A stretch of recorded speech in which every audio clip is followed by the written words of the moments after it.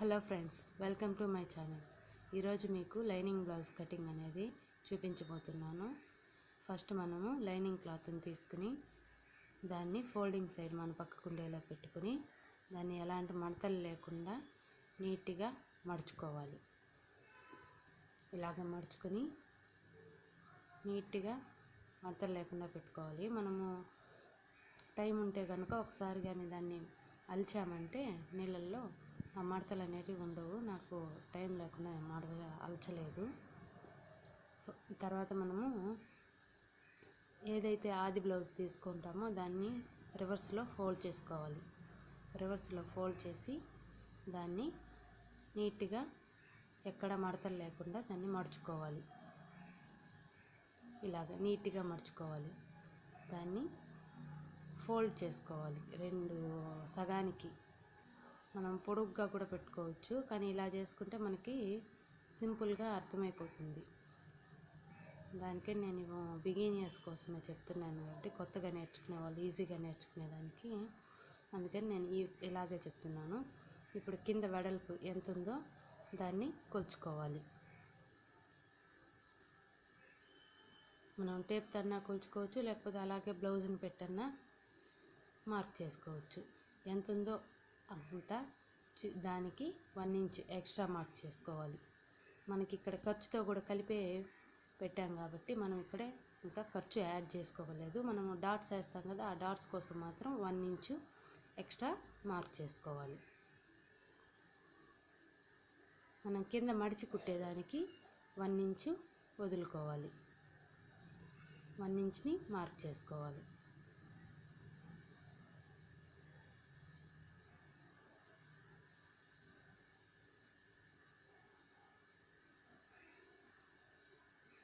ఇలా మార్క్ చేసుకోవాలి.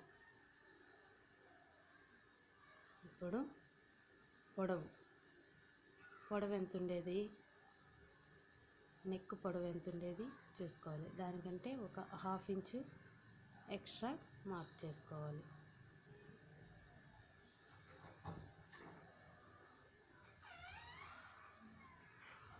ఇప్పుడు బ్లౌజ్ యొక్క పొడవు ఎంత ఉండేది చూసుకోవాలి. 15 ఉంది. దానికి ఒక 1/2 ఇంచ్ 15.5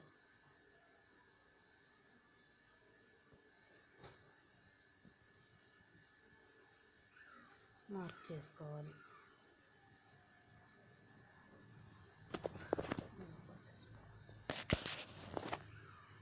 ఇప్పుడు షోల్డర్ ఎంత ఉండేది చూసుకోవాలి. మామూలుగా షోల్డరు 3.5 పెడతాము, నెక్కి 3 పెడతాము. నెక్కి 3, ఇది 3.5, 6.5కి మార్క్ చేసుకోవాలి. దాంట్లో 3కి 3.5కి షోల్డర్కి వదిలేసి 3కి నెక్కి వదిలేసి లైన్ డ్రా చేసుకోవాలి. ఈ నెక్కి వదిలాం కదా లైను, దానికి కలిపేయాలి.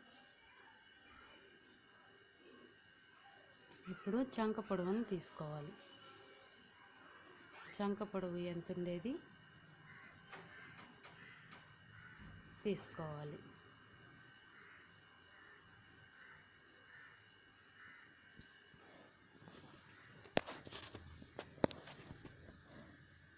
ఇక్కడ చంక పొడవు 9.5 ఉంది. ఒక 1/2 ఇంచ్ ఖర్చు కోసం వదిలి దాన్ని మార్క్ చేసుకోవాలి.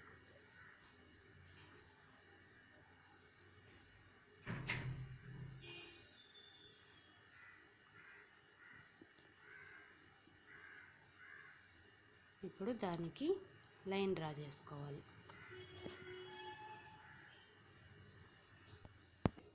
ఇప్పుడు చంక పార్ట్కి దగ్గరికి లైన్ వేసుకోవాలి. మనము షోల్డర్కి లైన్ వేసాం కదా, 3.5 అక్కడికి వచ్చేలాగా లైన్ వేసుకొని అక్కడి నుంచి కిందకి లైన్ చేసుకోవాలి. ఇప్పుడు షోల్డర్కి కరువు తీయాలి. బ్యాక్ నెక్కి వచ్చి 1.5 ఇంచు, ఫ్రంట్ నెక్ వచ్చి 1 ఇంచు. ఇప్పుడు బ్యాక్ నెక్కే కాబట్టి, బ్యాక్ పార్టే కాబట్టి 1.5 ఇంచు మార్క్ చేసుకొని దానికి రౌండ్గా డ్రా చేయాలి. అంతే. బ్యాక్ పార్ట్ నెక్కి ఏమన్నా డిజైన్స్ కావాలంటే మనము మార్చుకోవచ్చు. లేదంటే ఇక్కడ నేను స్క్వేర్ నెక్కే కుడుతున్నాను, బిగినర్స్కి అర్థం అవడం కోసం, కొత్తగా నేర్చుకునే వాళ్ళకి ఈజీగా ఉండడం కోసం కాబట్టి నేను అలాగే వదిలేస్తున్నాను, స్క్వేర్ నెక్కే కుడుతున్నాను. ఇప్పుడు దీన్ని కట్ చేసుకోవాలి.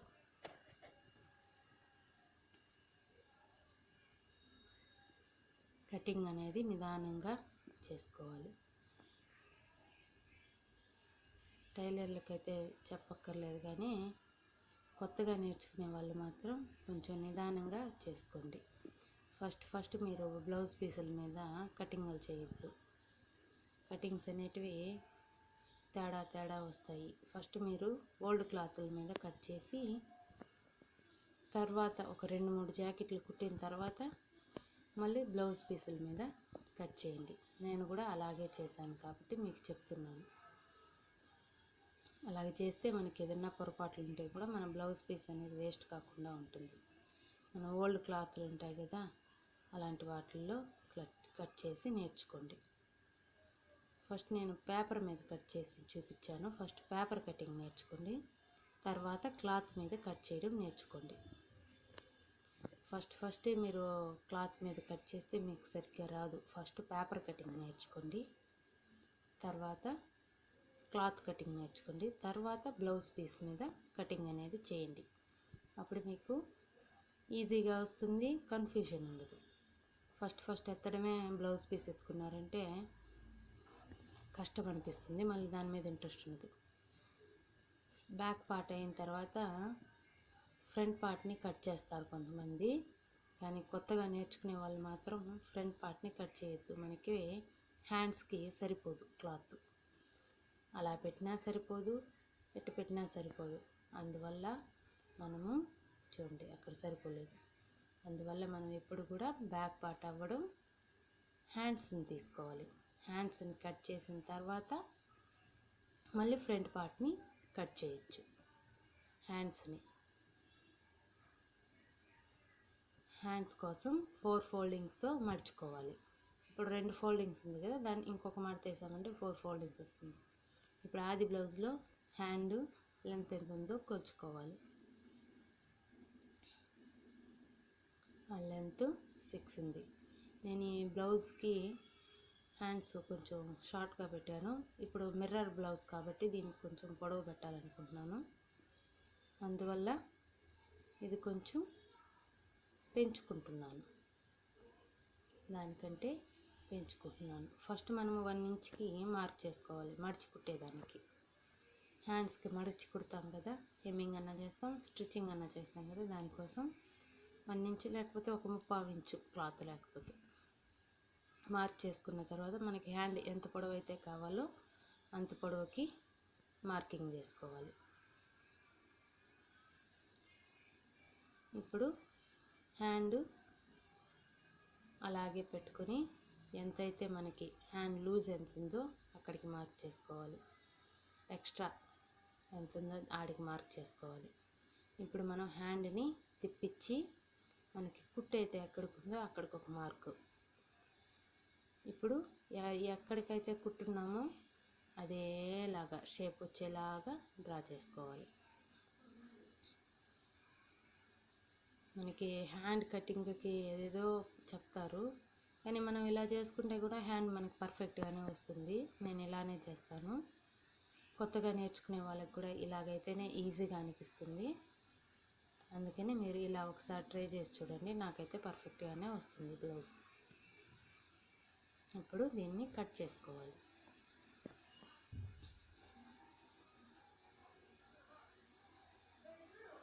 మధ్యలో దీనికి ఒక కటింగ్ ఇవ్వాలి.